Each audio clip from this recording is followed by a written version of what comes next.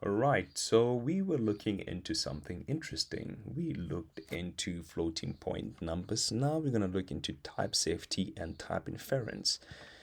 So, what is type safety and type inference?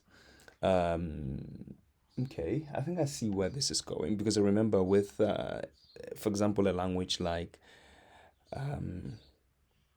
well, JavaScript. With JavaScript, for example, I don't have any JavaScript next to me right now, so I'm unable to demonstrate it. But with JavaScript, you can do something like this. Var, you can create a variable, let's say call it example, and then assign this into Shigo. You can then come again and say example is equal to 23 and just leave it like that. So obviously this will work in JavaScript. It's totally acceptable. But then here we'll learn something. I think this is what it means by what is the term used here? Type safety and type inference. I think type safety means this, that you cannot assign a variable a value that is not consistent with its definition. And we know the definition here, we define this variable as a string. And now we cannot assign it a number that's inconsistent with its definition, with what we've defined it as before. So let me just do this with our example, just comment it out for now. So let's see what it means here. Swift is a type safety language. A type safe language encourages you to be clear about the types of values your code can work with. If part of your code requires a string, you can't pass an int by mistake. That's what we just saw there. That's the type safety that we're talking about. We see here example. We can't do this. We made an example of a string that if we declare something, if we declare a variable as a string, we cannot assign an integer into that string. That's what we see here. So that makes sense so far. Because Swift is type safety, because Swift is type safe, it performs type checks when compiling your code and flags any mismatched type errors. Okay, because Swift is type safe, it performs type checks. Okay, so what this means is that Swift checks your data types that are assigned to variables when it compiles your code and flags any mismatched type typeset as errors. So that's pretty much what we just saw there. I think they're explaining to us what happens in the background when Swift encounters that the value that we're trying to assign to example is not a string value. That's pretty much what it says here.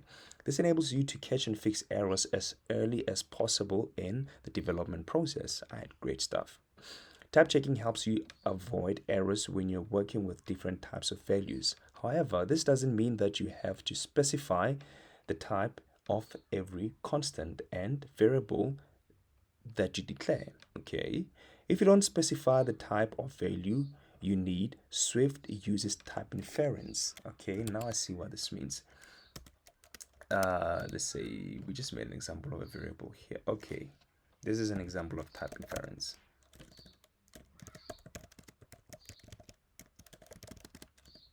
Swift will declare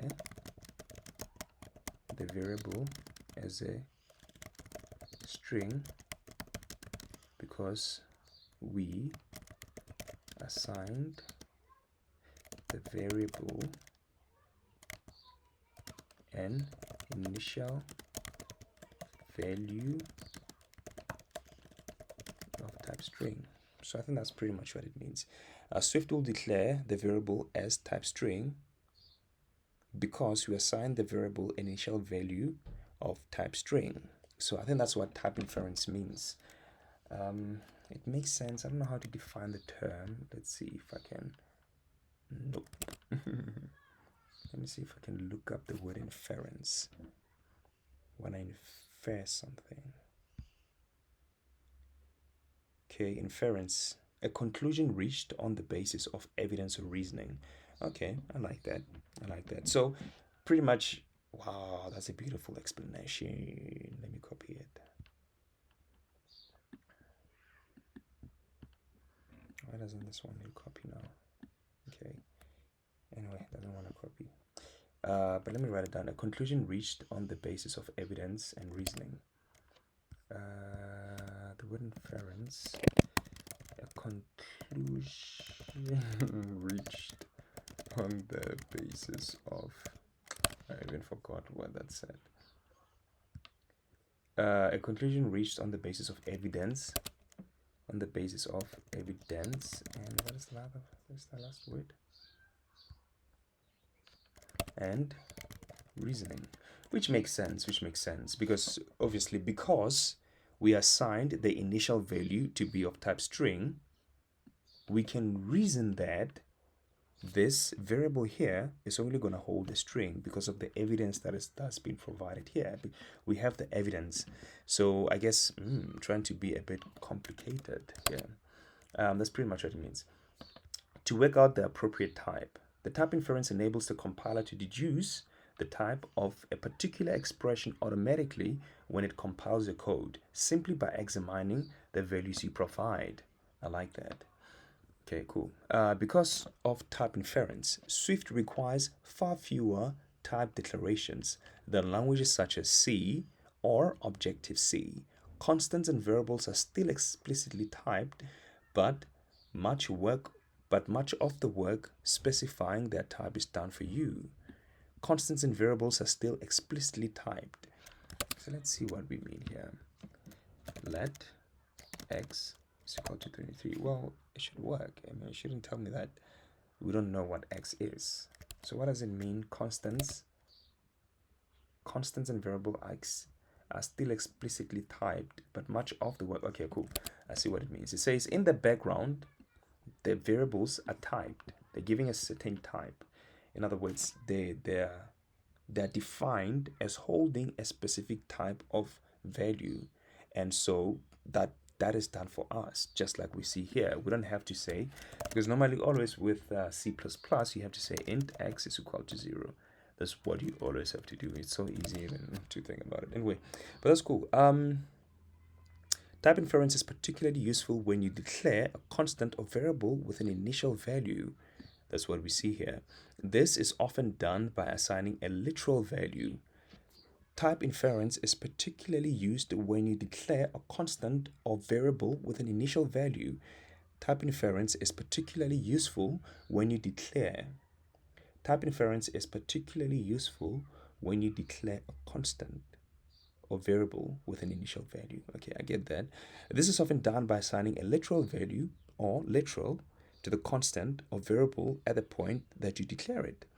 A type value is a value that appears directly in your source code, such as 42, and 3.4, which is pretty much pi, I guess. For example, if you assign a literal value of 42 to a new constant without saying what type it is, Swift infers that you want the constant to be an int because you have initialized it with a number that looks like an integer. Likewise, if you don't specify a type of a floating point for a floating point literal, Swift infers that you want to create a double. Swift always chooses double when inferring the type of floating point number. So, well, it makes sense. It makes sense since it mentioned that doubles are preferred more than floating point numbers. If you combine integer and floating point literal in an expression, a type of double will be inferred from the text, which makes sense. The literal value of 3 has no explicit type and is in and of itself. And so, an appropriate output type of double is inferred from the presence of the floating point literal as part of the addition. Oh, this is so straightforward. Okay, so I guess it's pretty much what we've been doing all along, but then we didn't know the right way of, I think, the right terms, the right technical terms to use it. This is type inference. And obviously we know what type checking is. I think we saw it here. Type checking is when, or type safety, is when the compiler prevents you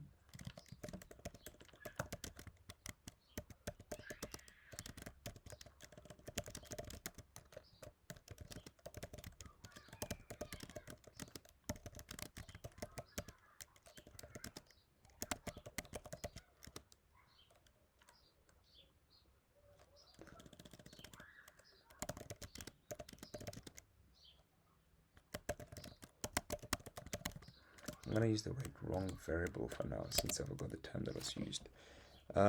So yeah, the literal tree value has no explicit type and is in and of itself, and so an appropriate output type of doubled is inferred from the presence of the floating point literal as part of the addition. Alright, cool. So I think we get this now. It's I think it's straightforward and it's so beautiful and simple. So we're gonna move on to the next slide here. Thanks guys. Cheers.